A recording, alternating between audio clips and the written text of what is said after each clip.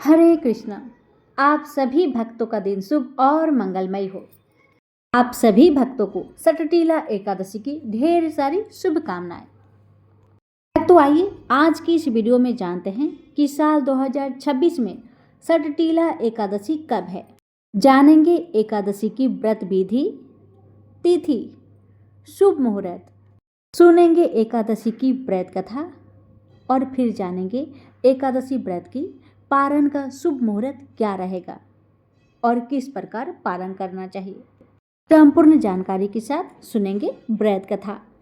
भक्तों, हिंदू धर्म में हर महीने कृष्ण पक्ष और शुक्ल पक्ष में पड़ने वाली एकादशी तिथि भगवान विष्णु की पूजा के लिए बहुत ही शुभ मानी गई है। लेकिन जब यह एकादशी माघ के कृष्ण पक्ष में पड़ती है और सटटीला एकादशी कहलाती है तो इसका महत्व बहुत ज्यादा बढ़ जाता है। हिंदू मान्यता के अनुसार इस पावन एकादशी में श्री हरि को तिल से बने भोग अर्पित करने और तिल का दान करने पर साधक के सभी दोष और पाप दूर हो जाते हैं और उसे अक्षय पुण्य की प्राप्ति होती है। तो सटटीला एकादशी व्रत को करने के लिए व्रती को इस पावन दिन में सूर्योदय से पहले उठकर यदि संभव हो तो गंगा स्नान करना चाहिए। यदि गंगा तट पर न जा पाए तो घर में ही नहाने के पानी में गंगा जल मिलाकर स्नान करना चाहिए। तन और मन से पवित्र होने के बाद सबसे पहले सूर्य नारायण को अर्घ्य देना चाहिए। इसके बाद भगवान विष्णु का ध्यान करते हुए सटटीला एकादशी व्रत को विधि विधान से करने का संकल्प करें और इसके बाद अपने पूजा घर, मंदिर आदि में श्री हरि को सबसे पहले गंगा जल अर्पित करें। इसके बाद चंदन, पुष्प, फल, मिष्ठान, धूप दीप अर्पित करें।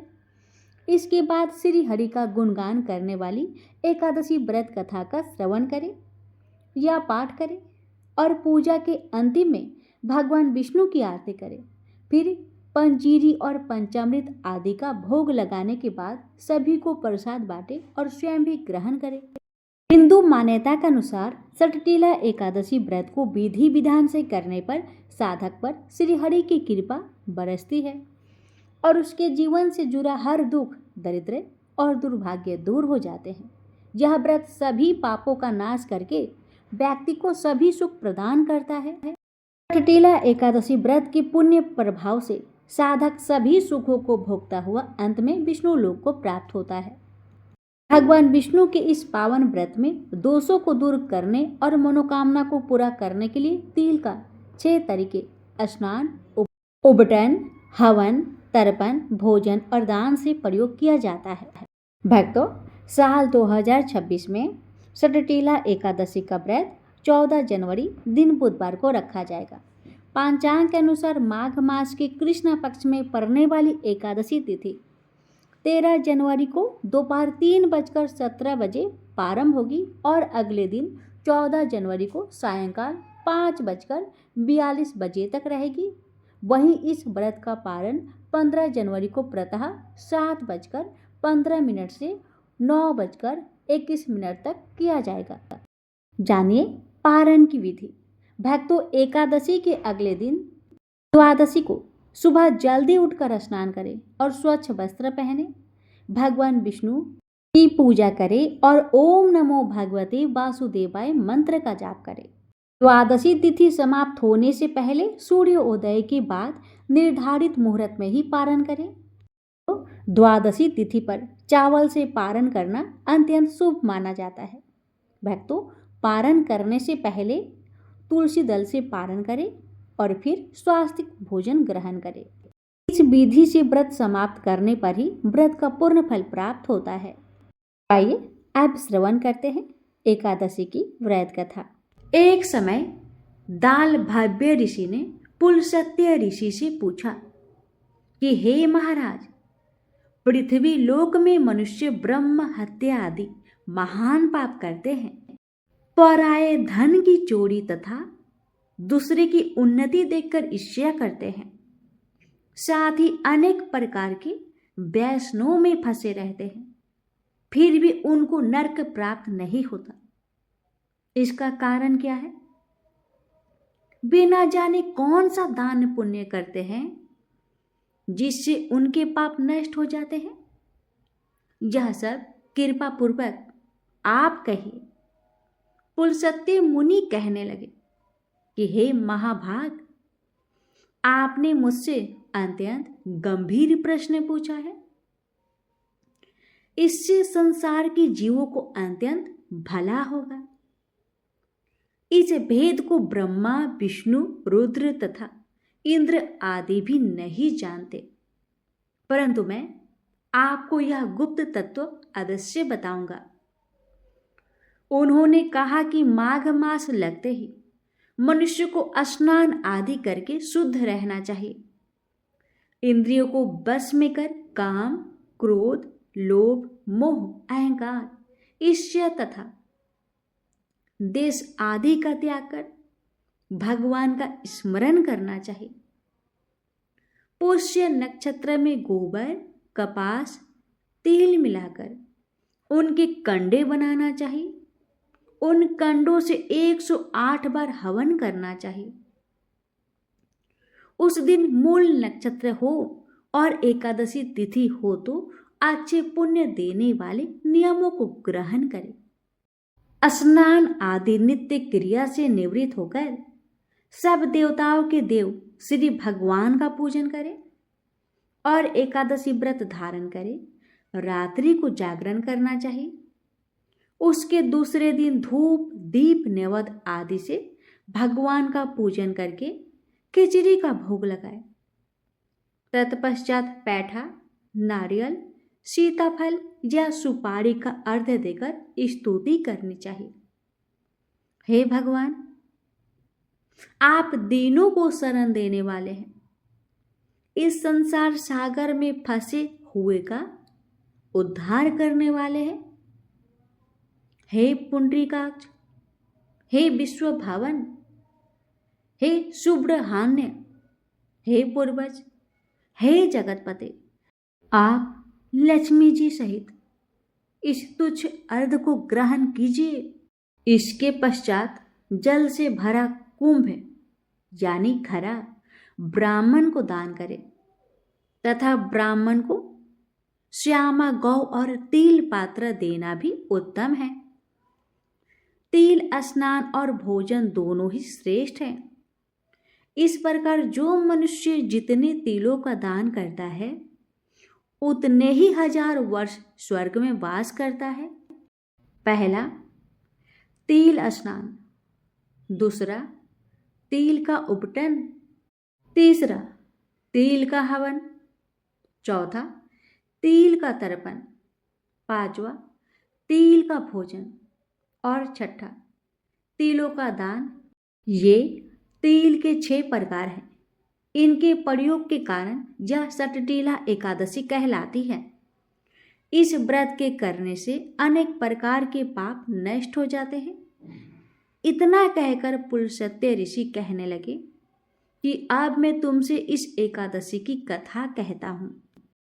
एक समय नारद जी ने भगवान श्री विष्णु से यही प्रश्न किया था और भगवान ने जो सटटीला एकादशी का महात्म्य नारद जी से कहा सो मैं तुमसे कहता हूं। भगवान ने नारद जी से कहा कि हे नारद, मैं तुमसे सत्य कहता हूं, ध्यान पूर्वक सुनो।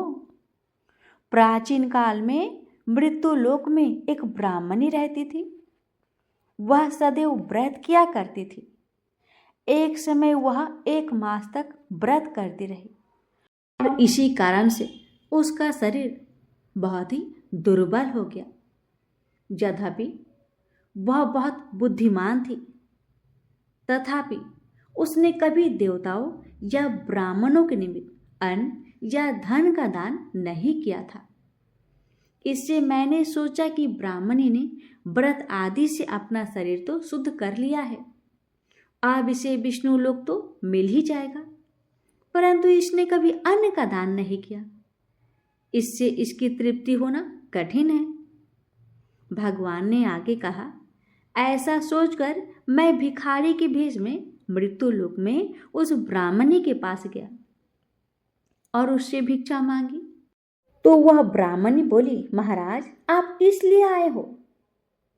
तो मैंने कहा, मुझे भिक्षा चाहिए। इस पर उसने एक मिट्टी का ढेला मेरे भिक्षा पात्र में डाल दिया। मैं उसे लेकर स्वर्ग में लौट आया।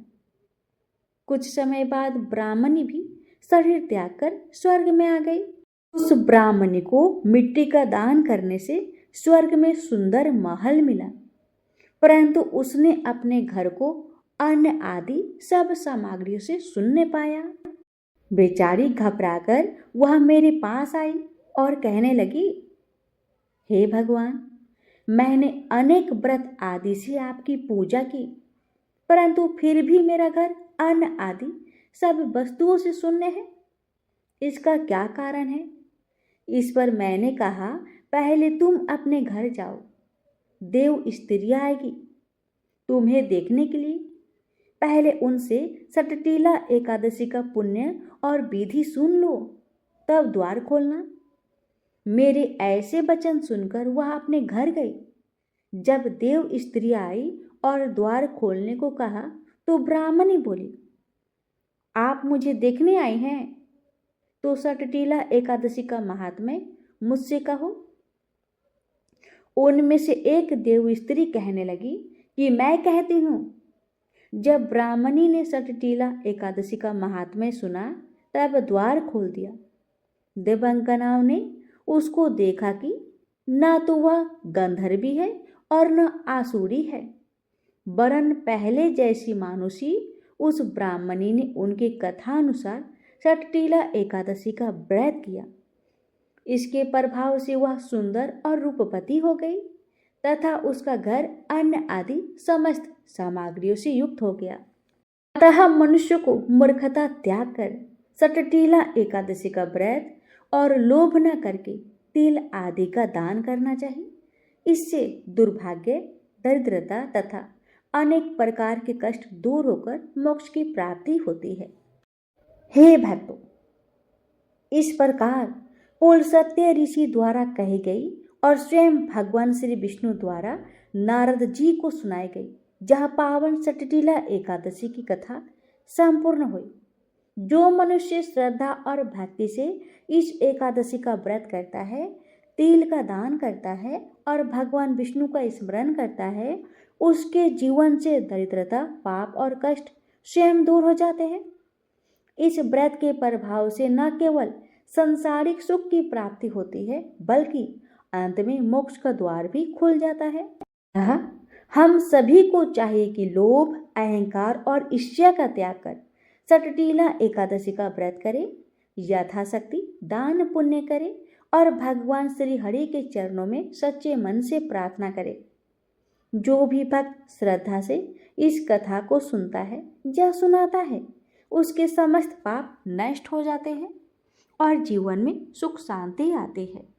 तो आइए भक्तों, अब हाथ जोड़कर भगवान श्री विष्णु से प्रार्थना करें, हे प्रभु, हमसे जाने अनजाने में हुई सभी भूलों को क्षमा करें, हमारे घर परिवार पर अपनी कृपा बनाए रखें और हमें सतबुद्धि, भक्ति और मोक्ष प्रदान करें। प्रेम से बोलिए विष्णु भगवान की जय, लक्ष्मी माता की जय, एकादशी माता की जय, सभी देवी देवता की जय। भक्तों, अब आइए हम सुनते हैं एक ऐसी हृदय स्पर्शी कथा जिसमें एकादशी व्रत की अवहेलना और श्रद्धा दोनों का फल स्पष्ट दिखाई देता है। यह कथा हमें सिखाती है कि व्रत का अपमान जीवन को कैसे बदल देता है। बहुत समय पहले की बात है। किसी राज्य में एक राजा रहते थे जिसका नाम था अस्पर्श। वह माँ भगवती का बहुत बड़ा भक्त थे। दिन रात महामाई की पूजा ही करते रहते थे। माँ ने भी उसे राजपाट, धन दौलत, ऐशो आराम की सभी साधन दिए। कमी थी तो सिर्फ यह कि उसके घर में कोई संतान न थी। यही गम उसे दिन रात सताता। वो माँ से यही प्रार्थना करता रहता था कि माँ, मुझे एक लाल बख्श दो ताकि मैं भी संतान का सुख भोग सकूं। मेरे पीछे भी मेरा नाम लेने वाला हो, मेरे वंश भी चलता रहे। माँ ने उसकी पुकार सुन ली। एक दिन माँ ने आकर राजा को सपने में दर्शन दिए और कहा, हे राजन, मैं तेरी भक्ति से बहुत प्रसन्न हूँ और तुझे वरदान देती हूँ कि तेरे घर में 2 कन्याएं जन्म लेगी। कुछ समय बाद राजा के घर में एक कन्या ने जन्म लिया। राजा ने अपने राज दरबारियों को बुलवाया, पंडितों व ज्योतिषियों को बुलवाया और बच्ची की जन्म कुंडली तैयार करके हुक्म दिया। पंडित तथा ज्योतिषी ने उस बच्ची की जन्म कुंडली तैयार की और कहा, हे राजन, यह कन्या तो साक्षात देवी है। यह कन्या जहाँ भी कदम रखेगी वहाँ खुशियाँ ही खुशियाँ होगी। यह कन्या भी भगवती की पुजारिन होगी। उस कन्या का नाम तारा रखा गया। थोड़े समय बाद राजा के घर वरदान के अनुसार एक और कन्या ने जन्म लिया। मंगलवार का दिन था। पंडितों और ज्योतिषों ने जब जन्म कुंडली तैयार की तो उदास हो गए। राजा ने उदासी का कारण पूछा तो वे कहने लगे, महाराज, यह कन्या आपके लिए शुभ नहीं है। राजा ने उदास होकर ज्योतिषियों से पूछा कि मैंने ऐसे कौन से बुरे कर्म किए हैं जो कि इस कन्या ने मेरे घर में जन्म लिया है। उस समय ज्योतिषियों ने अपनी ज्योतिषी लगाकर बताया। कहने लगे कि ये दोनों कन्याएं जिन्होंने आपके घर में जन्म लिया है, पिछले जन्म में राजा इंद्र की अप्सराएं थी। इन्होंने सोचा कि हम भी मृत्युलोक में भ्रमण करें तथा देखें कि मृत्युलोक पर लोग किस तरह रहते हैं। दोनों ने मृत्युलोक पर आ एकादशी का व्रत रखा। बड़ी बहन का नाम तारा था, छोटी बहन का नाम रुक्मन। बड़ी बहन तारा ने अपनी छोटी बहन से कहा कि रुक्मन, आज एकादशी का व्रत है, हम लोग ने आज भोजन नहीं खाना, तो बाजार जाकर फल ले आ। रुक्मन बाजार फल लेने के लिए गई। वहाँ उसने मछली के पकौड़े बनते हुए देखे। उसने अपने पैसे के तो पकौड़े खा लिए तथा तारा के लिए फल लेकर आ गई। फल उसने तारा को दे दिए। तारा ने पूछा, तू अपने लिए फल क्यों नहीं लाई? तो रुक्मन ने बताया कि उसने मछली के पकौड़े खा लिए हैं। उसी वक्त तारा ने श्राप दिया, जा तू नीच, तूने एकादशी के दिन मांस खाया है, नीचों का कर्म किया है, जा मैं तुझे श्राप देती हूँ, तू नीचों का ही जून पाए। छिपकली बनकर सारी उम्र मांस कीड़े मकोड़े खाती रहे। उसी शहर में एक ऋषि गुरु गोरख अपने शिष्यों के साथ रहते थे। उसके शिष्यों में एक चेला तेज स्वभाव का था, घमंडी था। एक दिन वो घमंडी शिष्य पानी का कमंडल भरकर खुले स्थान में तपस्या पर बैठ गया। वो अपनी तपस्या में लीन था। उसी समय उधर से एक प्यासी कपिला गाय आ गई। उस ऋषि के पास पड़े कमंडल में पानी पीने के लिए उसने मुंह डाला और सारा पानी पी गई। जब कपिला गाय ने मुंह बाहर निकाला तो खाली कमंडल की आवाज़ सुनकर उस ऋषि की समाधि टूटी। उसने देखा कि गाय ने सारा पानी पी लिया था। ऋषि ने गुस्से में उस कपिला गाय को बहुत बुरी तरह चिमटे से मारा। वह गाय लहूलुहान हो गई। यह खबर गुरु गोरख को मिली। उन्होंने जब कपिला गाय की हालत देखी तो उस ऋषि को बहुत बुरा भला कहा और उसी वक्त आश्रम से निकाल दिया। गुरु गोरख ने गाय माता पर किए गए पाप से छुटकारा पाने के लिए कुछ समय बाद एक यज्ञ रचाया। इस यज्ञ का पता उस शिष्य को भी चला गया जिसने कपिला गाय को मारा था। उसने सोचा कि वह अपने अपमान का बदला जरूर लेगा। यज्ञ शुरू हो गया। उस चेले ने एक पक्षी का रूप धारण किया और चोंच में सर्प लेकर भंडारे में फेंक दिया, जिसका किसी को पता ना चला। एक छिपकली जो पिछले जन्म में तारा देवी की छोटी बहन थी तथा बहन के श्राप को स्वीकार कर छिपकली बनी थी, सर्प का भंडारे में गिरना देख रही थी। उसे त्याग व परोपकार की शिक्षा अब तक याद थी। वह भंडारा होने तक घर की दीवार पर चिपकी समय की प्रतीक्षा करती रही। कई लोगों के प्राण बचाने हेतु उसने अपने प्राण न्यौछावर कर लेने का मन ही मन निश्चय किया। अब खीर भंडारे में दी जाने वाली थी। बांटने वाले की आंखों के सामने वह छिपकली दीवार से कूदकर कढ़ाई में जा गिरी। नादान लोग छिपकली को बुरा भला कहते हुए खीर की कढ़ाई को खाली करने लगे। उन्होंने उसमें मरे हुए सांप को देखा।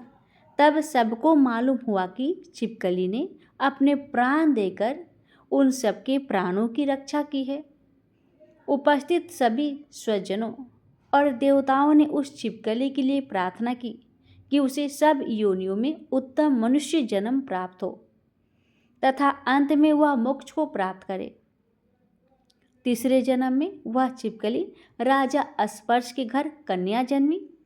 दूसरी बहन तारा देवी ने फिर मनुष्य जन्म लेकर तारामती नाम से अयोध्या के प्रतापी राजा हरिश्चंद्र के साथ विवाह किया।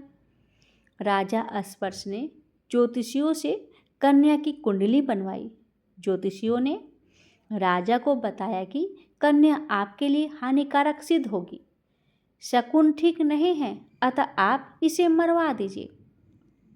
राजा बोले, लड़की को मारने का पाप बहुत बड़ा है, मैं उस पाप का भार नहीं बन सकता।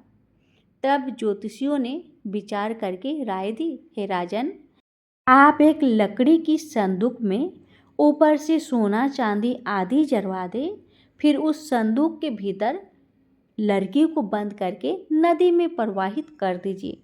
सोने चांदी से जरा हुआ संदूक अवश्य ही कोई लालच से निकाल लेगा और आपकी हत्या कन्या को भी पाल लेगा। आपको किसी प्रकार का पाप न लगेगा। ऐसा ही किया गया और नदी में बहता हुआ संदूक काशी के समीप एक भंगी को दिखाई दिया। वह संदूक को नदी से बाहर निकाल लाया। उसने जब संदूक खोला तो सोने चांदी के अतिरिक्त अत्यंत रूपवान कन्या दिखाई दी। उस भंगी के कोई संतान नहीं थी।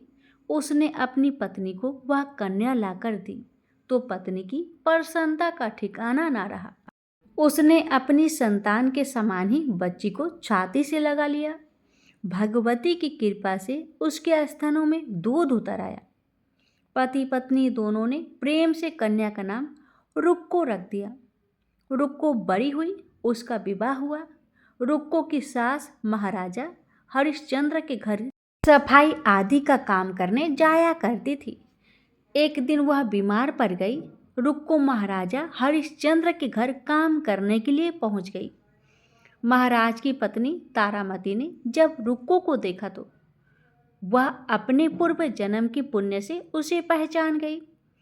तारामती ने रुक्को से कहा, हे बहन, तुम मेरे यहाँ निकट आकर बैठो। महारानी की बात सुनकर रुक्को बोली, रानी जी, मैं नीच जाति की भंगिनी हूँ, भला मैं आपके पास कैसे बैठ सकती हूँ। तब तारामती ने कहा, बहन, पूर्व जन्म में तुम मेरी सगी बहन थी। एकादशी का व्रत खंडित करने के कारण तुम्हें छिपकली की योनि में जाना पड़ा। जो होना था सो हो चुका। अब तुम अपने इस जन्म को सुधारने का उपाय करो तथा भगवती वैष्णो माता की सेवा करके अपना जन्म सफल बनाओ। यह सुनकर रुक्को को बड़ी प्रसन्नता हुई और उसने उपाय पूछा। रानी ने बताया कि वैष्णो माता सब मनोरथों को पूरा करने वाली है। जो लोग श्रद्धापूर्वक माता का पूजन व जागरण करते हैं उनकी सब मनोकामना पूर्ण होती है। रुक्को ने प्रसन्न होकर माता की मनौती करते हुए कहा, हे माता, यदि आपकी कृपा से मुझे एक पुत्र प्राप्त हो गया तो मैं भी आपका पूजन व जागरण करवाऊंगी। माता ने प्रार्थना को स्वीकार कर लिया। फलस्वरूप 10वें महीने में उसके गर्भ से एक अत्यंत सुंदर बालक ने जन्म लिया। परंतु दुर्भाग्यवश रुक्को को माता का पूजन जागरण कराने का ध्यान न रहा। जब वह बालक 5 वर्ष का हुआ तो एक दिन उसे माता यानी चेचक निकल आई। रुक्को दुखी होकर अपने पूर्व जन्म की बहन तारामती के पास आई और बच्चे की बीमारी का सब वृत्तांत कह सुनाया। तब तारामती ने कहा, तू जरा ध्यान करके देख कि तुझसे माता के पूजन में कोई भूल तो नहीं हुई। इस पर रुक्को को 6 वर्ष पहले की बात याद आ गई। उसने अपराध स्वीकार कर लिया। उसने फिर मन में निश्चय किया कि बच्चे को आराम आने पर जागरण अवश्य करवाएंगे। भगवती की कृपा से बच्चा दूसरे दिन ही ठीक हो गया। तब रुक्को ने देवी की मंदिर में ही जाकर पंडित से कहा कि मुझे अपने घर माता का जागरण करना है, अतः आप मंगलवार को मेरे घर पधार कर कृतार्थ करें। पंडित जी बोले, अरे रुक्को, तू यही 5 रुपए दे जा, हम तेरे नाम से मंदिर में ही जागरण करवा देंगे। तू नीच जाति की स्त्री है, इसलिए हम तेरे घर में जाकर देवी का जागरण नहीं कर सकते। रुक्को ने कहा, हे पंडित जी, माता के दरबार में तो ऊंच नीच का कोई विचार नहीं होता। वे तो सब भक्तों पर समान रूप से कृपा करती है, अतः आपको कोई ऐतराज नहीं होना चाहिए। इस पर पंडित ने आपस में विचार करके कहा कि यदि महारानी तुम्हारे जागरण में पधारे तब तो हम भी स्वीकार कर लेंगे। यह सुनकर रुक्को महारानी के पास गई और सब वृत्तांत कह सुनाया। तारामती ने जागरण में सम्मिलित होना सहर्ष स्वीकार कर लिया। जिस समय रुक्को पंडितों से यह कहने के लिए गई कि महारानी जी जागरण में आवेगी, उस समय सेनाई वहाँ था। उसने सब सुन लिया और महाराजा हरिश्चंद्र को जाकर सूचना दी। राजा को सेनाई की बात पर विश्वास नहीं हुआ। महारानी भंगिया के घर जागरण में नहीं जा सकती। फिर भी परीक्षा लेने के लिए उसने रात को अपनी उंगली पर थोड़ा सा चीरा लगा लिया, जिससे नींद न आए। रानी तारामती ने जब देखा कि जागरण का समय हो रहा है परंतु महाराज को नींद नहीं आ रही है, तो उसने माता वैष्णो देवी से मन ही मन प्रार्थना की कि हे माता, आप किसी उपाय से राजा को सुला दे ताकि मैं जागरण में सम्मिलित हो सकूं। राजा को नींद आ गई। तारामती रोशनदान से रस्सा बांधकर महल से उतरी और रुक्को के घर जा पहुंची। उस समय जल्दी के कारण रानी के हाथ से रेशमी रुमाल तथा पांव का एक कंगन रास्ते में ही गिर पड़ा। उधर थोड़ी देर बाद राजा हरिश्चंद्र की नींद खुल गई। वो भी रानी का पता लगाने निकल पड़ा। उसने मार्ग में कंगन व रुमाल देखा। राजा ने दोनों चीजें रास्ते से उठाकर अपने पास रख ली और जहाँ जागरण हो रहा था वहाँ जा पहुँचा। वह एक कोने में चुपचाप बैठकर दृश्य देखने लगा। जब जागरण समाप्त हुआ तो सबने माता की अरदास की। उसके बाद प्रसाद बांटा गया। रानी तारामती को जब प्रसाद मिला तो उसने झोली में रख लिया। यह देख लोग ने पूछा, आपने प्रसाद क्यों नहीं खाया? यदि आप न खाएंगी तो कोई भी प्रसाद नहीं खाएगा। रानी बोली, तुमने प्रसाद दिया, वह मैंने महाराज के लिए रख लिया। अब मुझे मेरा प्रसाद दे दे, अब की बार प्रसाद ले। तारा ने खा लिया। उसके बाद सब भक्तों ने माँ का प्रसाद खाया। इस प्रकार जागरण समाप्त करके प्रसाद खाने के पश्चात रानी तारामती महल की तरफ चली। तब राजा ने आगे बढ़कर रास्ता रोक लिया और कहा, तूने नीचे के घर के प्रसाद खा अपना धर्म भ्रष्ट कर लिया। अब मैं तुझे अपने घर कैसे रखूं? तूने तो कुल की मर्यादा व प्रतिष्ठा का भी ध्यान नहीं रखा। जो प्रसाद तू अपनी झोली में मेरे लिए लाई है उसे खिला, मुझे भी तू अपवित्र करना चाहती है। ऐसा कहते हुए जब राजा ने झोली की ओर देखा तो भगवती की कृपा से प्रसाद के स्थान पर उसमें चंपा, गुलाब, गेंदे के फूल, कच्चे चावल और सुपारियां दिखाई दी। यह चमत्कार देख राजा आश्चर्यचकित रह गया। राजा हरिश्चंद्र रानी तारा को साथ ले महल लौट आए। वही रानी ने ज्वाला मैया की शक्ति से बिना माचिस या चमत्कार पत्थर की सहायता से राजा को अग्नि प्रज्वलित करके दिखाई, जिसे देखकर राजा का आश्चर्य और बढ़ गया। रानी बोली, प्रत्यक्ष दर्शन पाने के लिए बहुत बड़ा त्याग होना चाहिए। यदि आप अपने पुत्र रोहित साव की बलि दे सके तो आपको देवी दुर्गा के प्रत्यक्ष दर्शन हो जाएंगे। राजा के मन में तो देवी की दर्शन की लगन हो गई थी। राजा ने पुत्र के मोह त्याग कर रोहित साव का सिर देवी को अर्पण कर दिया। ऐसी सच्ची श्रद्धा एवं विश्वास देख दुर्गा माता सिंह पर सवार हो उसी समय प्रकट हो गई और राजा हरिश्चंद्र दर्शन करके कृतार्थ हो गए। मरा हुआ पुत्र भी जीवित हो गया। चमत्कार देख राजा हरिश्चंद्र गदगद हो गए। उन्होंने विधि पूर्वक माता का पूजन करके अपराधों की क्षमा मांगी। इसके बाद सुखी रहने का आशीर्वाद दे माता अंतर्ध्यान हो गई। राजा ने तारा रानी की भक्ति की प्रशंसा करते हुए कहा, हे तारा, तुम्हारे आचरण से अति प्रसन्न हूँ। मेरे धन्य भाग जो तुम मुझे पत्नी रूप प्राप्त हुई। आयु प्रत्न सुख भोगने के पश्चात राजा हरिश्चंद्र, रानी तारा एवं रुक्मण भंगिनी तीनों ही मनुष्य योनि से छूटकर देवलोक को प्राप्त हुए। प्रेम से बोली जय माता दी।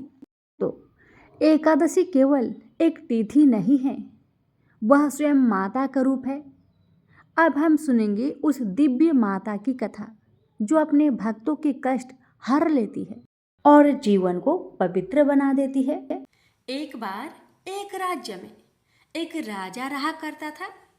राजा बहुत ही बुद्धिमान और बलशाली था। राजा सदैव अपनी प्रजा का बहुत अच्छे से ध्यान रखता था।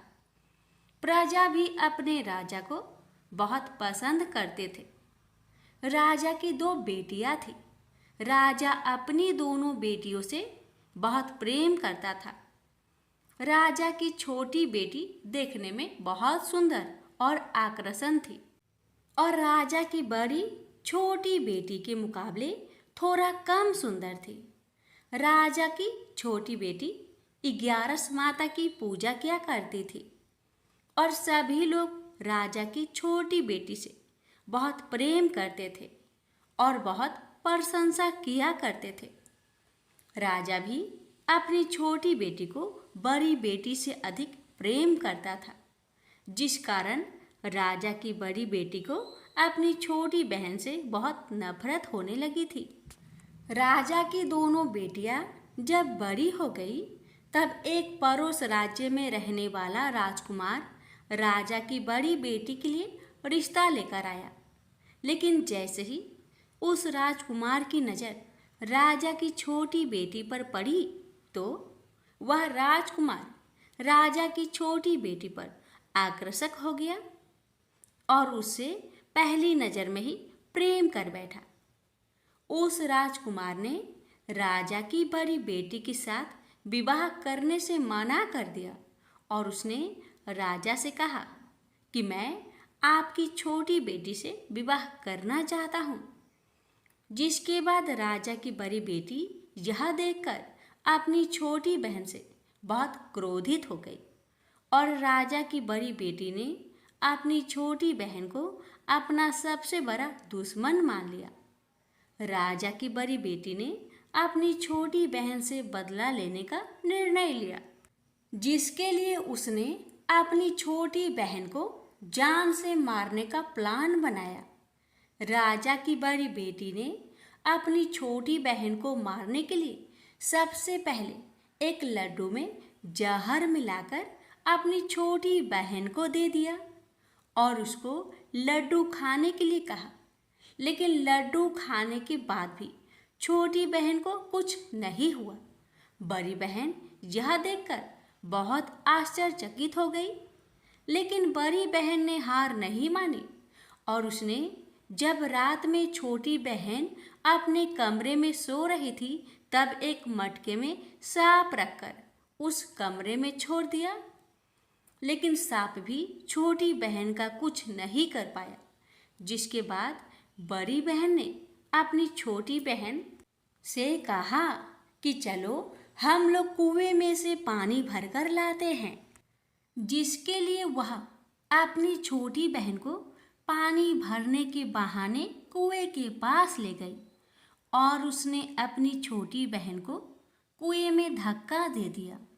लेकिन छोटी बहन को तब भी कुछ नहीं हुआ, क्योंकि हर बार 11 माता उसकी रक्षा कर रही थी और उधर बड़ी बहन अपने सारे प्रयासों के बाद असफल हो रही थी, जिससे वह बहुत क्रोधित होती जा रही थी। फिर उसने अपनी छोटी बहन के पास जाकर उससे खुद ही पूछा कि मेरी छोटी बहन, तुमको पता है भगवान ने सबकी मृत्यु एक निश्चित समय पर लिखी हुई है, और कैसे तुम्हारी मृत्यु होगी क्या यह तुम जानती हो? तब छोटी बहन ने अपनी बड़ी बहन को बताया कि हाँ, मैं तो जानती हूँ मेरी मृत्यु कैसे होगी। छोटी बहन से यह सुनकर बड़ी बहन मन ही मन बहुत प्रसन्न होने लगी और उसने अपनी छोटी बहन से कहा कि तो मुझे अपनी मृत्यु का राज बताओ। छोटी बहन ने अपनी बड़ी बहन से कहा कि मेरी मृत्यु तो एक तोते में है, जो तोते के गले में एक हार है, उससे मेरी मृत्यु होगी। जब कोई भी व्यक्ति तोते को मारकर वह हार अपने गले में पहनेगा तो मैं मूर्छित हो जाऊंगी, और जैसे ही उस हार को अपने गले से उतारेगा तो मैं वापस से जीवित हो जाऊंगी। अपनी छोटी बहन की मृत्यु का राज जानकर बड़ी बहन बहुत ही खुश हो गई और उसने अपनी छोटी बहन को मारने के लिए उसके पालतू तोते को ढूंढना शुरू कर दिया, और छोटी बहन को इस बात का आभास हो गया था कि कोई उसकी जान लेना चाहता है, जिसके लिए वह अपने पिताजी के पास गई और उसने अपने पिताजी से कहा कि पिताजी, मेरी मृत्यु के बाद आप मुझे जलाइएगा मत, बल्कि आप मुझे अपनी पुरानी वाली हवेली में एक पलंग में लिटाकर छोड़ दीजिएगा। अपनी छोटी लड़की की यह बात सुनकर राजा बहुत आश्चर्यचकित हो गए। राजा ने अपनी छोटी बेटी से पूछा, बेटी, तुम ये क्या कह रही हो? तब राजा की छोटी बेटी ने बताया, पिताजी, समय किसी के लिए नहीं रुका है, कब क्या हो जाए किसी को कुछ पता नहीं है।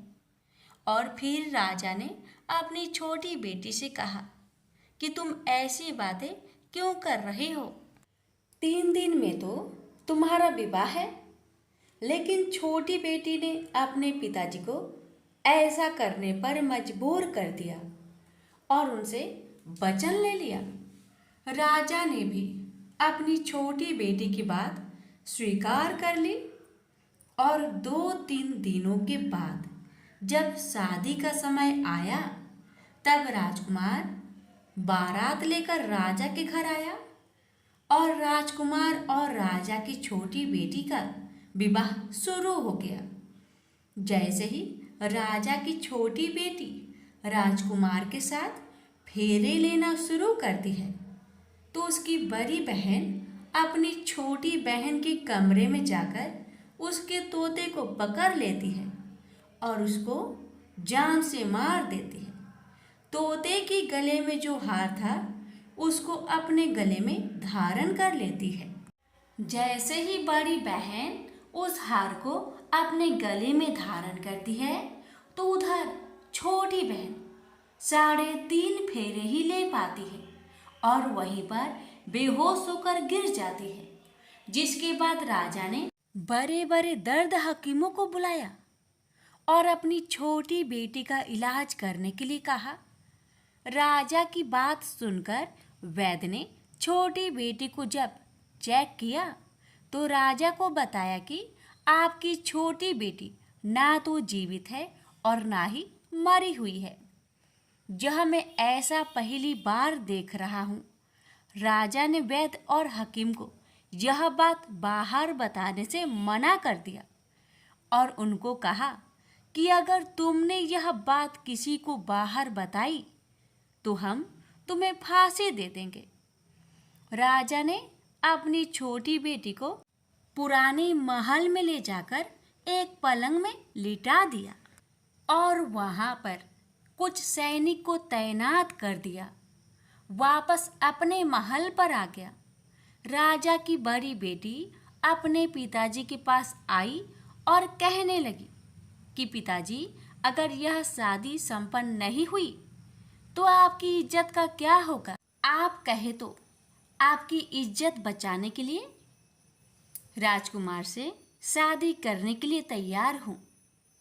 जिसके बाद राजा ने अपनी बड़ी बेटी की बात मान ली और राजा ने बड़ी बेटी को छोटी बेटी की कपड़े पहनाकर मंडप पर भेज दिया। लेकिन राजकुमार यह जान गया कि यह राजा की छोटी बेटी नहीं बल्कि यह राजा की बड़ी बेटी है। लेकिन जब राजकुमार ने शादी करने से मना किया तो सभी लोगों ने राजकुमार को विवश करके राजा की बड़ी बेटी से बचे हुए फेरे को संपन्न करा दिया और विवाह करवा दिया। जिसके बाद राजकुमार राजा की बड़ी बेटी को अपने महल ले गया। राजकुमार राजा की बड़ी बेटी से ना तो बात करता था, न ही उसको पसंद करता था और ना ही उसके आसपास भटकता था। और राजकुमार ने यह फैसला लिया था कि वह अपनी प्रेमिका को ढूंढ कर रहेगा और यह जानकर रहेगा कि उसके साथ हुआ क्या है। एक दिन राजकुमार अपने घोड़े पर सवार होकर राजा के पुराने महल के पास पहुंच गया, जहां पर उसने कुछ सैनिकों को देखा। महल के पास पहुंचकर राजकुमार ने जब महल को ध्यान से देखा तो वह समझ गया कि यह तो हमारे ससुर जी का महल है। तब राजकुमार ने सैनिकों से पूछा, तुम लोग यहाँ क्या कर रहे हो और इस महल के अंदर उस पलंग में कौन लेटा है? जिसके बाद सैनिकों ने बताया कि जहाँ पर राजा की छोटी बेटी लेटी है। यह सुनकर राजकुमार बहुत प्रसन्न हो गया और वह तुरंत अपनी प्रेमिका के पास पहुंच गया और उसकी सेवा करने लगा। जैसे ही रात हुई तो राजा की छोटी बेटी उठकर खड़ी हो गई। राजकुमार यह देखकर बहुत खुश हो गया और उसने अपनी प्रेमिका से पूछा कि तुम यहाँ क्या कर रही हो? तुम मेरे साथ मेरे घर चलो। राजा की छोटी बेटी ने राजकुमार को सारी बातें बता दी कि मेरी जान एक तोते में बसी थी और मैंने यह बात सिर्फ अपनी बड़ी बहन को बताया था और मुझे पता है कि उसने ही मुझे मारने का प्रयास की है। उसके पास एक हार है जिसको वह सुबह पहन लेती है और रात को उतार देती है। जब तक वह हार को पहने रहती है तब तक मैं मूर्छित रहती हूँ और जैसे ही वह हार को उतार देती है तो मैं जीवित हो जाती हूँ और जब तक मेरी बड़ी बहन के पास वह हार है तब तक मैं ऐसे ही जीवित और मूर्छित होती रहूँगी। अगर मेरी बड़ी बहन के पास जो हार है वह मेरे हाथ में लग जाए तो मैं हमेशा के लिए जीवित हो जाऊंगी। राजकुमार यह बात सुनकर राजा की छोटी बेटी के पास रहने का निर्णय ले लिया और अपने बचे हुए सारे फेरे उस पलंग में लेटी राजकुमार की छोटी बेटी के साथ ले लिया और अपना विवाह पूर्ण कर लिया और वहीं पर ही रहने लगा। देखते ही देखते कुछ समय में राजा की छोटी बेटी और राजकुमार की पत्नी पेट से हो गई। एक दिन राजकुमार को किसी काम से बाहर जाना पड़ा। तब छोटी बहन के पेट में बहुत तेज दर्द होने लगा, जिसके बाद उसने ग्यारस माता का आह्वान किया, जिसके बाद वहां पर 11 माता प्रकट हुई और उन्होंने अपनी भक्तों के दर्द को दूर किया और एक पुत्र की प्राप्ति करवाई। और वहीं पर अचानक से राजकुमार भी आ गया। राजकुमार ने 11 माता को देखा तो वह आश्चर्यचकित हो गया और उसने तुरंत माता को प्रणाम किया। और 11 माता ने राजकुमार से कहा कि जब तुम्हारा बेटा 5 वर्ष का हो जाए तो तुम अपनी पत्नी का हार आकर इसके गले में डाल देना। और देखते ही देखते राजकुमार और राजा की छोटी बेटी का पुत्र 5 वर्ष का हो जाता है। तो राजकुमार अपने बेटे से कहता है कि बेटा, मैं कुछ काम से बाहर जा रहा हूँ, तुम अपनी माता का ध्यान रखना। और वहाँ से चला जाता है। राजा को बाहर निकलता देख बड़ी बहन के सैनिक देख लेते हैं और बड़ी बहन को जाकर सारी बातें बता देते हैं, जिसके बाद बड़ी बहन अपनी छोटी बहन के पुत्र को वहाँ से उठवा लेती है और उसको मरवा देती है। छोटी बेटी के पुत्र को 2 टुकड़े करवा देती है। पहला टुकड़ा चक्की के पास छुपा देती है और दूसरा टुकड़ा अपनी पलंग के नीचे रख देती है। अब 11 माता भिखारी का रूप लेकर आती हैं। एक भिखारी का रूप रखकर बड़ी बहन के पास चली जाती है, जिसके बाद वहाँ पर भिक्षा मांगने लगती है। बड़ी बहन अपने नौकरों से कहती है कि जाकर भिक्षा दे दो, लेकिन जैसे ही नौकर 11 माता को भिक्षा देने के लिए जाते हैं तो माता उन्हें मना कर देती है और कहती है कि मैं तुम्हारी महारानी से ही भिक्षा लूँगी। जिसके बाद बड़ी बहन स्वयं ही भिक्षा देने के लिए माता के पास आती है। तब माता एक बिल्ली का रूप लेकर उसके कमरे में चली जाती है और वहाँ पर छोटी बेटे के पुत्र को 2 टुकड़ों को आपस में जोड़ देती है और उसे जीवित कर देती है और उसे वहाँ से ले जाती है। राजकुमार अपने बेटे को लेकर अपनी पत्नी के पास जाता है और उससे कहता है कि तुम इसका ध्यान रखना। अगर तुम इस बच्चे को अच्छे से ध्यान रखोगी तो मैं तुमसे बात करूँगा। एक दिन राजकुमार अपने बच्चे से कहता है कि तुम मम्मी से उनके गले का हार मांग लो। जिसके बाद राजकुमार का लड़का अपनी मम्मी के पास जाता है और कहता है कि मम्मी, मुझे तुम्हारा हार चाहिए जो तुमने गले में पहन रखा है। यह सुनकर पहले तो बड़ी बहन बहुत क्रोधित होती है, पर उसको यह याद आता है कि राजकुमार ने कहा था कि अगर मैं इस बच्चे का ध्यान अच्छे से रखूंगी तो वह मुझसे बात करेंगे, जिसके कारण वह हार को उस बच्चे को दे देती है और वह तुरंत हार ले जाकर अपने पिताजी को दे देता है। और तभी राजकुमार अपने बेटे को लेकर वहाँ से जाने लगता है और अपनी पत्नी से कहता है कि तुम हमारे लिए खाना बनाकर रखना, मैं शाम को आकर तुम्हारे साथ खाऊंगा। और वह अपने बेटे को लेकर वहाँ से चला जाता है। जिसके बाद वह राजा के पास जाता है और उसको सारी बातें बता देता है।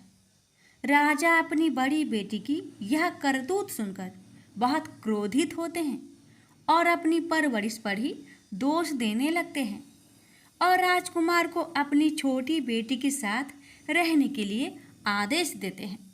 11 माता ने जैसी कृपा छोटी बेटी पर की, वैसी ही कृपा अपने सभी भक्तों पर करना, हर कष्टों को दूर करना।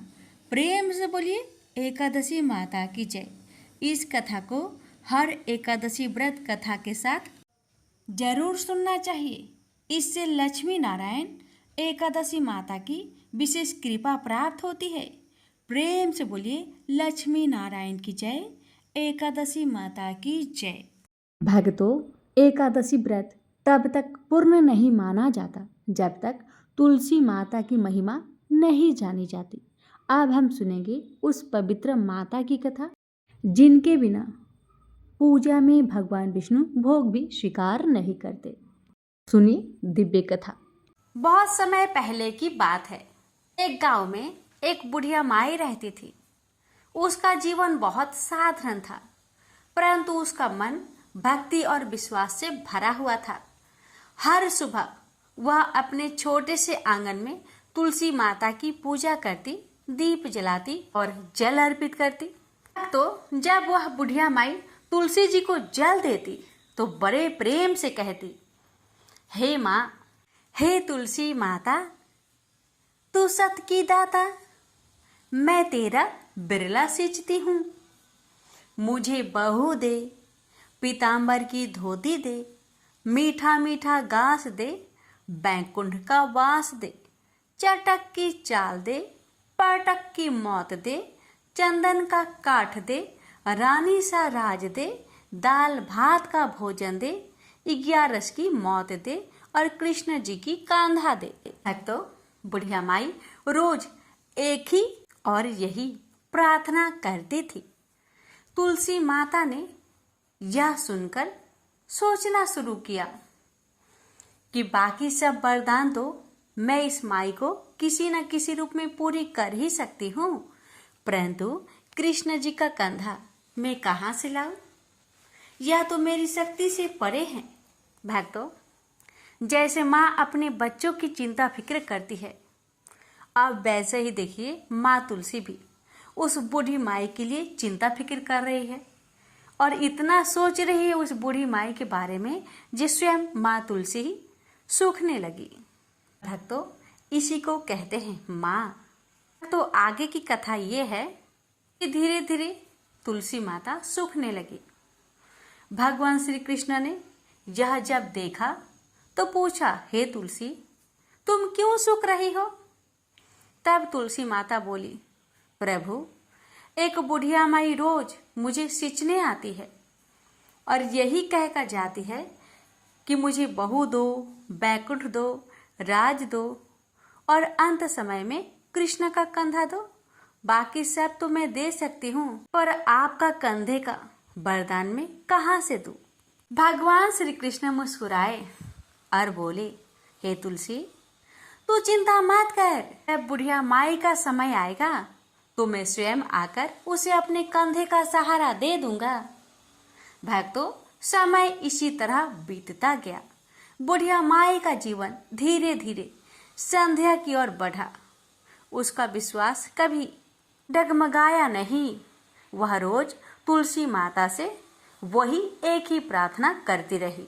फिर एक दिन पवित्र 11 का दिन आई। बुढ़िया माई ने उसी दिन का निश्चय किया कि हे माँ, हे तुलसी माता, मेरा अंत अब 11 के दिन ही हो। यही मेरी सबसे बड़ी इच्छा है कि मेरे प्राण इस पावन दिन में ही निकले और मुझे प्रभु के धाम की प्राप्ति हो। उस दिन भी बुढ़िया ने तुलसी माता को जल चढ़ाया और प्रार्थना की। भक्तों, कुछ ही समय बाद बुढ़िया माई का शरीर शिथिल होने लगा। गांव वाले इकट्ठा हो गए। सबने उसे उठाने का प्रयास किया, पर उसका शरीर बहुत भारी हो गया था। कोई उसे हिला भी ना पा रहा था। सब हैरान थे कि आखिर ये क्या रहस्य है? ये बूढ़ी माई इतनी भारी कैसे हो गई?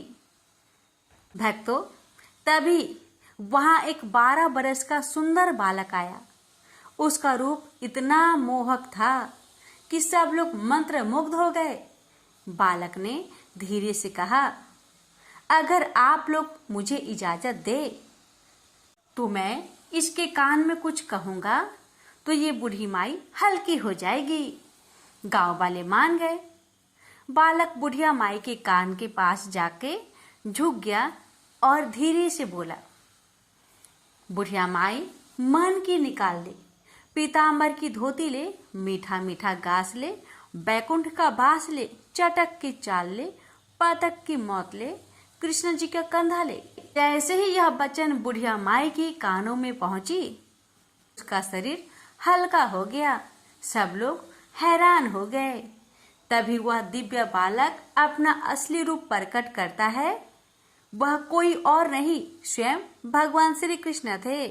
भगवान ने बूढ़ी माई को अपने कंधे का सहारा दिया और उसे बैकुंठ के धाम ले गए। गांव वाले यह दृश्य देखकर गदगद हो उठे। सबने मिलकर कहा, धन्य है बुढ़िया माई की भक्ति, धन्य है माँ तुलसी की कृपा।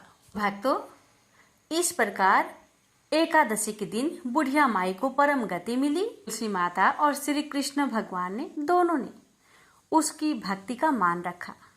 भक्तों, इसलिए कहा गया है, जो सच्चे मन से तुलसी माता की सेवा करता है और एकादशी का व्रत करता है, उसकी सभी इच्छाएं पूरी होती है। जैसे तुलसी माता ने बुढ़िया माई को मुक्ति दी, वैसे ही हम सबको मिले। प्रेम से बोलिए हरे कृष्णा। तो अब कथा का समय पूर्ण हो चुका है। आइए श्रद्धा भाव से एकादशी माता और भगवान विष्णु की आरती करें, ताकि आज सुनी गई सभी कथाओं का पूर्ण फल हमें प्राप्त हो। ओम जय एकादशी माता, मैया जय एकादशी माता। विष्णु पूजा व्रत को धारण कर शक्ति मुक्ति पाता। ओम जय एकादशी माता। तेरे नाम गिनाऊ देवी, भक्ति प्रदान करनी। तन गौरव की देनी माता, शास्त्रों में भरनी। ओम जय एकादशी माता। मार्गशीर्ष के कृष्ण पक्ष की उत्पन्न विश्वतारिणी जननी, मैया उत्पन्न विश्वतारिणी जननी। शुक्ल पक्ष में हुई मोक्षदा, शुक्ल पक्ष में हुई मोक्षदा, मुक्तिदाता बन आई। ओम जय एकादशी माता। पौष के कृष्ण पक्ष की सफला नाम के है, मैया सफला नाम के है। शुक्ल पक्ष में होए पुत्रदा, शुक्ल पक्ष में होए पुत्रदा, आनंद अधिक रहे। ओम जय एकादशी माता। नाम सटटिला माघ मास में कृष्ण पक्ष आवे, शुक्ल पक्ष में जया कहावे, शुक्ल पक्ष में जया कहावे, विजय सदा पावे। ओम जय एकादशी माता। विजया फाल्गुन कृष्ण पक्ष में शुक्ल आमल की, मैया शुक्ल आमल की। पाप मोचनी कृष्ण पक्ष में, पाप मोचनी कृष्ण पक्ष में, चैत्र महाबली की। ओम जय एकादशी माता। चैत्र शुक्ल में नाम कामदा, धन देने वाली। ओ मैया धन देने वाली। नाम बरूथनी कृष्ण पक्ष में, नाम बरूथनी कृष्ण पक्ष में, वैशाख महाबाली। ओम जय एकादशी माता। योगिनी नाम आषाढ़ में जानू, कृष्ण पक्ष करनी। देवसैनी नाम कहायो, देवसैनी नाम कहायो, शुक्ल पक्ष धरनी। ओम जय एकादशी माता। कामिका श्रावण मास में आवे, कृष्ण पक्ष कहिए।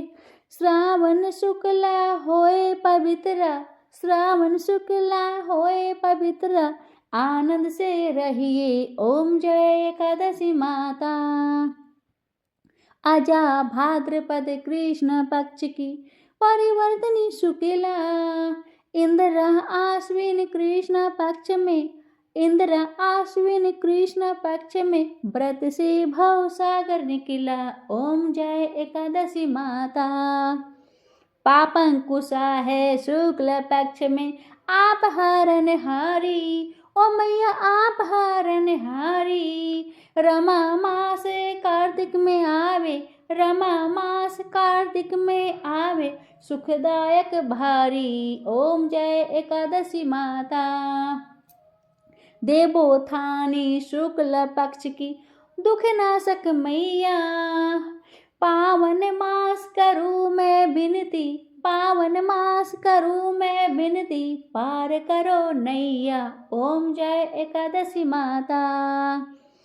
परमा कृष्ण पक्ष में होती जन मंगल करनी, मैया जन मंगल करनी। शुक्ल मास में होए पद्मिनी, शुक्ल मास में होए पद्मिनी, दुख दरिद्र हरनी। ओम जय एकादशी माता।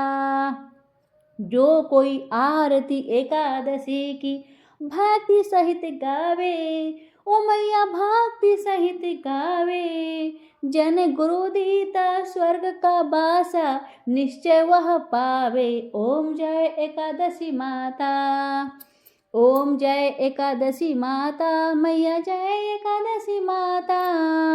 विष्णु पूजा व्रत को धारण कर भक्ति मुक्ति पाता, जय एकादशी माता। प्रेम से बोलिए एकादशी माता की जय। अब सुनेंगे जगदीश्वर जी की आरती। ओम जय जगदीश हरे, स्वामी जय जगदीश हरे। भक्ति जनों के संकट, दास जनों के संकट, क्षण में दूर करे। ओम जय जगदीश हरे, ओम जय जगदीश हरे, स्वामी जय जगदीश हरे। भक्त जनों के संकट, दास जनों के संकट, क्षण में दूर करे। ओम जय जगदीश हरे। जो ध्यावे फल पावे, दुख बिन से मन का, सुख संपत्ति घर आवे, कष्ट मिटे तन का। ओम जय जगदीश हरे, ओम जय जगदीश हरे, स्वामी जय जगदीश हरे। भक्त जनों के संकट, दास जनों के संकट, क्षण में दूर करे। ओम जय जगदीश हरे। मात पिता तुम मेरे, शरण गहूँ मैं किसकी, तुम्हें बिन और न दूजा, आस करूँ मैं जिसकी। ओम जय जगदीश हरे, ओम जय जगदीश हरे, स्वामी जय जगदीश हरे। भक्त जनों के संकट, दास जनों के संकट, क्षण में दूर करे। ओम जय जगदीश हरे। तुम पूर्ण परमात्मा, तुम अंतर्यामी, पार ब्रह्मा परमेश्वर, तुम सबके स्वामी। ओम जय जगदीश हरे, ओम जय जगदीश हरे, स्वामी जय जगदीश हरे। भक्त जनों के संकट, दास जनों के संकट, क्षण में दूर करे। ओम जय जगदीश हरे। तुम करुणा के सागर, तुम पालन करता, मैं मूर्ख खल कामी, कृपा करो भरता। ओम जय जगदीश हरे, ओम जय जगदीश हरे, स्वामी जय जगदीश हरे। भक्त जनों के संकट, दास जनों के संकट, क्षण में दूर करे। ओम जय जगदीश हरे। तुम हो एक अगोचर, सबके प्राणपति, किसी विधि मिलो दया मैले, तुमको मैं कुमति। ओम जय जगदीश हरे, ओम जय जगदीश हरे, स्वामी जय जगदीश हरे। भक्त जनों के संकट, दास जनों के संकट, क्षण में दूर करे। ओम जय जगदीश हरे। दीन बंधु दुख हरता, तुम ठाकुर मेरे, अपने हाथ उठाओ, द्वार पर मैं तेरे। ओम जय जगदीश हरे, ओम जय जगदीश हरे, स्वामी जय जगदीश हरे। भक्त जनों के संकट, दास जनों के संकट, क्षण में दूर करे। ओम जय जगदीश हरे। विषय विकार मिटाओ, पाप हरो देवा, श्रद्धा भक्ति बढ़ाओ, सनातन की सेवा। ओम जय जगदीश हरे, ओम जय जगदीश हरे, स्वामी जय जगदीश हरे। भक्त जनों के संकट, दास जनों के संकट, क्षण में दूर करे। ओम जय जगदीश हरे।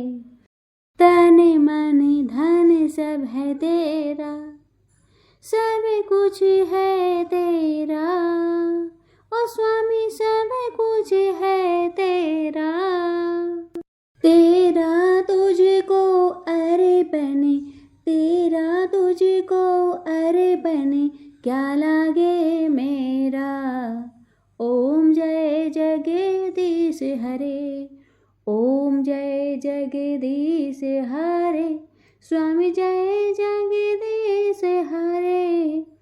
भक्त जनों के संकट, दास जनों के संकट, क्षण में दूर करे। ओम जय जगदीश हरे। प्रेम से बोलिए विष्णु भगवान की जय।